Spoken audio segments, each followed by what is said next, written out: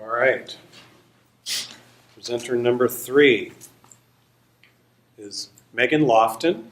Megan is in the Department of Kinesiology and Health, and her advisor is Valeria Freisinger. And the title of her talk is Former Team Sports Athletes' Experiences of the Physical and Psychological Effects of Sports-Related Concussion.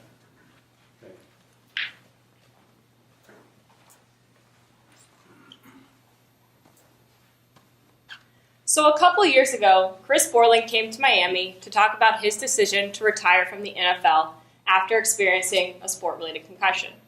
Other professional athletes have retired for similar reasons, though usually after sustaining multiple concussions. And their reasons for retiring was based on the fact that they were dealing with the ramifications of this injury. But what about high school and college athletes? The reality is there are more high school and college athletes transitioning out of sport because of sport-related concussion, more so than professionals, simply because there are more athletes playing at this level. And that's concerning because high school and college athletes are still in school, and yet they're struggling in the classrooms to meet their academic demands. And they're struggling to define themselves now that they are no longer athletes, and they're struggling with the physical and psychological effects of this injury. In fact, research supports that athletes are struggling in the classrooms to meet their academic demands and that they desire and need for academic accommodations. Additionally, athletes will also typically self-report that their symptoms go hand in hand.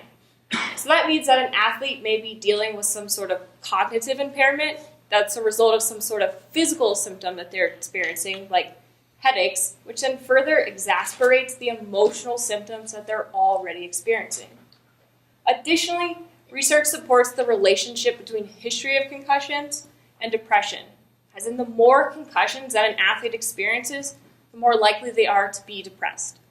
And finally, it's important to note that how these concussions are managed for athletes can have long-lasting consequences for them, especially if these concussions are not handled correctly. So how can we help?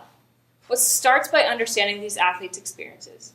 Therefore, the purpose of my study is to explore former high school and college team sport athletes' experiences of the physical and psychological effects of sport-related concussion. And I will do this by conducting qualitative interviews with these athletes and asking them questions like, can you tell me about your sport-related concussion? Can you tell me about the physical, emotional, and cognitive symptoms that you've experienced? Can you tell me about how other people in your life have responded to this injury? And can you tell me about how sport may have changed for you since sustaining your concussion? Those interviews will then be transcribed, and themes will be pulled out in order to explain the stories and these experiences of this select group of former athletes. Those stories then can be used to gain a better understanding of sport-related concussion and change how we're treating and supporting these athletes. Thank you.